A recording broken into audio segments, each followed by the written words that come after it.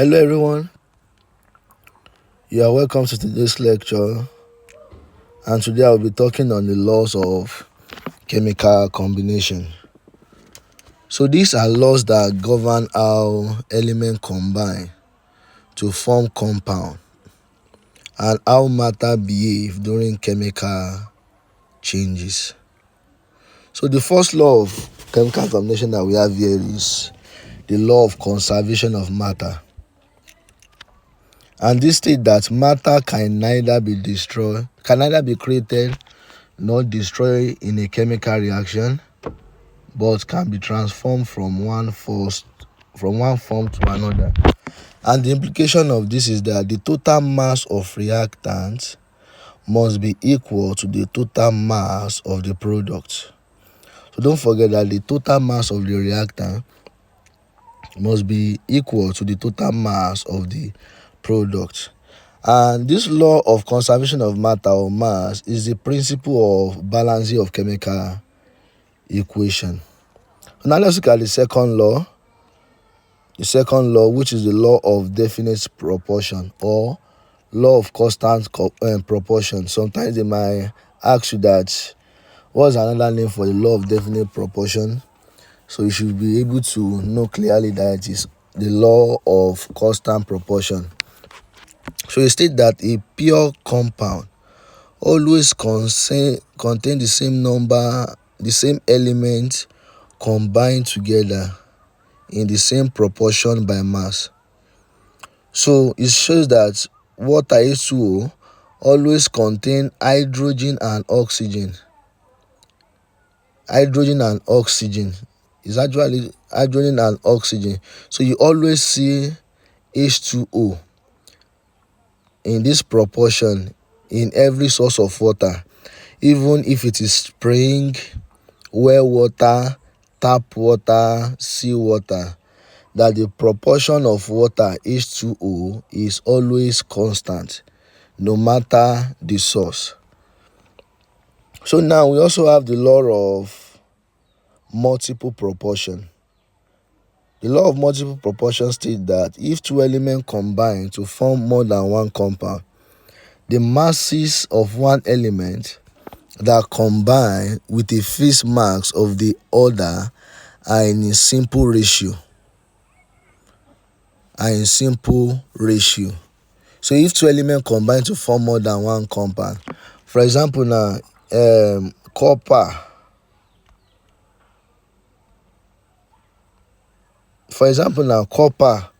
When copper reacts with oxygen, it can form copper 1 oxide and copper 2 oxide. And these elements are in simple proportion together. I hope you understand. They are in fixed ratio together. Then we also have the law of reciprocal proportion. So it's on the screen, and if you want more lecture on this, you can ask me on WhatsApp. My WhatsApp number is in the comment section. And because of time, there are a lot of things that I will not be able to say in this video. But if you need more assistance, just message me.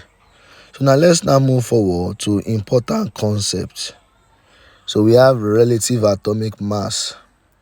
So the relative atomic mass is the mass of one atom of the element compared with 1/12 mass of carbon 12. So, and you can look at the screen in how to calculate the relative molecular mass. And a lot of times, the relative molecular mass is also the molar mass. So don't forget, molar mass and relative molecular mass, they are used interchangeably. But the difference between molar mass and relative molecular mass is that relative molecular mass has no unit, while the unit of molar mass is gram per mole. So now look at the relative molecular mass, the sum of relative atomic mass of all atoms in the molecule H2O. The reason why it is 2 times 1 is because the mass number of hydrogen is 1. The mass number of hydrogen is 1, so and hydrogen appear 2 times. That is why H2. So 2 times 1, and oxygen appear once plus 16, which is 18. So you can look like this. So these are some basic formula that you must know in the calculation. It is compulsory for you to know this. It is compulsory for you to know this formula. It is extremely important. So we have the first one. The first one is that mole is equal to mass over molar mass. Mass over molar mass, or mass over relative atomic mass. Also, mole, let me call it one, is equal to number of particles over Avogadro's number.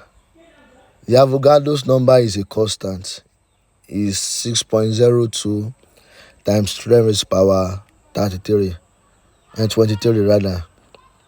Now look at the last one. So the number of mole is also equals to volume occupied. Number of mole is also equals to volume occupied over 22 dmq per mole at STP. So I'll still be doing some calculation, and as I'm doing that calculation, please let us be patient and let's be patient. And when you are patient, you'll be able to solve all these questions. Now look at step that you must always follow. So write the balance equation. So balancing of chemical equation is extremely important. Then after balancing chemical equation, you write out the mole ratio. Once you have the mole ratio, then you use the information that you will be given to find what you are looking for. That's why I usually tell my students something, that you use what you have to get what you are looking for. So as to explain my point further, I will start solving some of these questions, and when I solve them, we will understand them properly. And if you need this PDF, you can ask me, you can message me, or just type in the comment section that you need the PDF. I will send it to you. So now let's quickly start solving this question.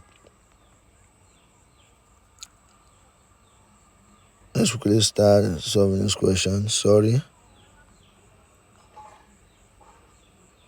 Now look at question 1. The law that states that matter can neither be created nor destroyed in chemical reaction is called. So what's the answer? The answer is B. It is the law of conservation of matter that says that matter can neither be created nor destroyed. So the law of definite proportion or constant proportion was proposed by, the answer is also B. I hope you understand. Now number 3. When two elements combine to form more than one compound, if you listen to this lecture, you should be able to know the answer for this question. The answer is C, the law of multiple proportion. So now number 4, the relative atomic mass of an element is based on. So can you say the answer? The answer is C. So when we are talking about relative atomic mass, we are comparing it with 1/12 of carbon 12. So now number 5, the number of particles in 1 mole is also called Avogadro's number. The number of particles in 1 mole is also called Avogadro's number. So number 5, what is the mass of 0.5 mole of oxygen gas? So now we know that mole is equal to mass over molar mass. Mass over molar mass. That would be the mass will now be equals to mole times molar mass. And what's the mole that we're giving is 0.5. And what's the molar mass of oxygen? Since it is O2, so that will be 16 times 2.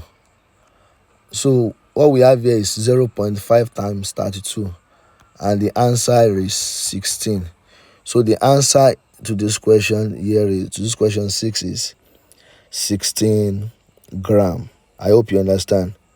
The answer is 60 grams. So the answer is B. Now look at this number 7. How many particles are there in 18 grams of water? So don't forget something. Know that how many molecules, rather, mole is equal to number of particles. Number of particles over Avogadro's number.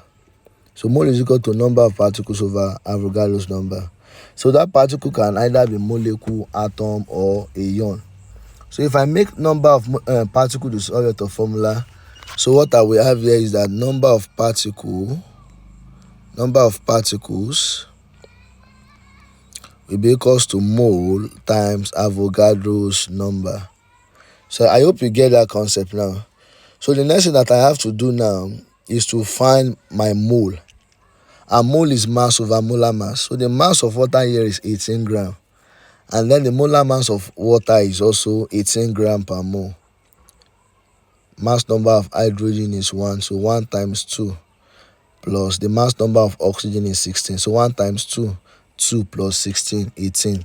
So 18 divided by 18, 1. So that would be 1 mole times Avogadro's number. So the answer to this number 7 question is A. That would just be 1 times 6.02 times 10 raised to the power 23. So one number is now the volume occupied by 1 mole of any gas at STP is equal to what? So we should know something, that mole is equal to volume occupied over 22.4 dm³ per mole. So mole is equal to volume occupied over 22.4 dm³. So if we make the volume occupied solid of formula, it should not just be mole times 22.4 dm³. And if you look at this number 8 question, we have 1 mole. So that would just be 1 mole times 22.4 dm³. So the answer to this number 8 question is B. Now let's look at number 9. It's getting interesting, but it's very simple too. So empirical formula. So now let's quickly do the empirical formula. So carbon, hydrogen, and oxygen. So what's the percentage of carbon? 40, hydrogen 6.67, and oxygen we have it as 53.33. And what's the mass number? So I'll first find what we call the mole ratio. And how do I find the mole ratio? I will divide this percentage by the mass number. So the mass number of carbon is 12, hydrogen is 1, and oxygen is 16. So the next thing that I will do is that I will divide 40 by 12. So 40 divided by 12 is 3.33. While this one divided by 1 will still give us the same answer. And this one is also 3.33. So the next thing, after we have gotten our mole ratio, is to divide by the smallest number. And if you now look at this, the smallest number at 3.33. So if I divide this one by 3.33, and then, so this one will now be 1, this will be 2, and this will be 1. So the ratio, the empirical formula will just be CH2O. So CH2O. So now looking at that, at our answer, we will see that the answer to this number 9 question is A. I hope we get that. Now let's look at this number 10 question. In the equation, the mole ratio of magnesium to oxygen is. So now look at the coefficient of magnesium. So what's the coefficient of magnesium here? 2. And what's the coefficient of oxygen? there's an invisible one there, so it is just 2:1. The answer is B. Now number 11.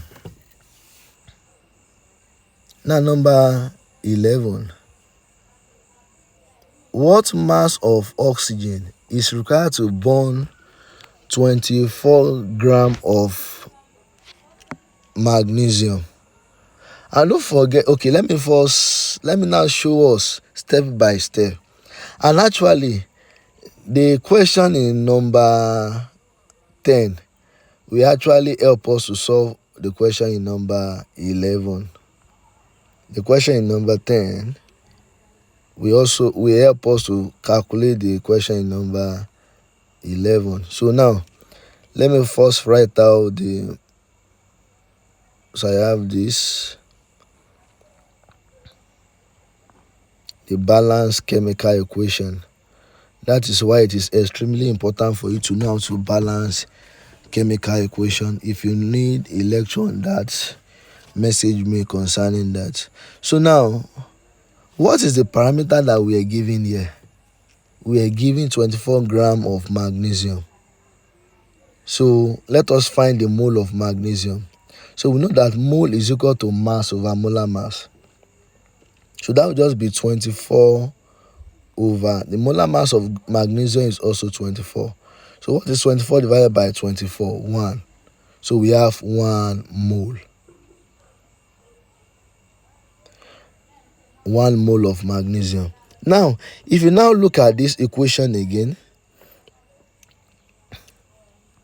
1 mole of magnesium.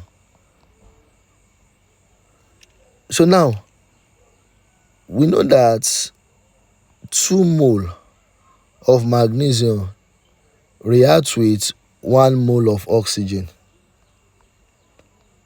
2 mole of magnesium reacts with 1 mole of oxygen. So 1 mole of magnesium now will now react with X. I hope you understand. We now react with X. So if I now cross multiply, so I will now have that 2X is equal to 1. Then X is equal to 1 over 2. So if 1 mole of oxygen, of magnesium, reacts in this equation, then 1.5 mole of oxygen, it will react with 1.5 mole of oxygen. So the mole of oxygen is 1 over 2 mole. Or let me call it 0.5 mole. Since 1 divided by 2 is 0.5. And 0.5. And don't let us forget again that mole is equal to mass over molar mass. Mass over molar mass. So if I now make mass the sort of formula, mass will now be mole times molar mass. And what's the molar mass of oxygen here? The mass number of oxygen is 2. So 16 times 2. So what is 16 times 2? 32. So that's the molar mass. And what's the mole of oxygen? 0.5. So 32 times 0.5. So that will give us 16 grams. So the answer to this number 11 question is B. I hope you understand. The answer to the number 11 question is B. Now let's look at number 12. The mass of 11.2 dm cube of carbon dioxide at STP is. So don't forget something, that mole is equal to volume occupied at STP over 22.4 dm3. So what's the volume occupied here? 11.2. So 11.2 divided by 22.4. So if you press your calculator, 11.2 divided by 22.4 will give us 0.5 mole. You get it like that? So the mole is 0.5. And don't let us forget this formula, that mole is equal to volume occupied over 22.4 dm3. So if I cross multiply and I make the volume occupied sort of formula, it will now be mole times 22.4 dmq. And what is our mole? 0.5. And okay, the mole is 0.5. Now, if you remember the formula again, that mole is equal to mass over molar mass. And if mole is equal to mass over molar mass, mass will be mole times molar mass. Now we have CO2. Doing this, we know that the mass number of carbon is 12, oxygen is 16. So since we have 2 years, 16 times 32. So 12 plus 32 will give us 44. So the molar mass of CO2 is 44. So we have 0.5 times 44. And if you press your calculator, 0.5 times 44 is B. Now this number 13, I won't do it for you, but I will teach you how you are going to do it. It's very simple. If you remember something, that number of mole is equal to number of particles over Avogadro's number. So you just, and the number, and that particle there can either be a molecule, let me write the formula. Mole is equal to number of molecule now, or particle, or ion, over Avogadro's number.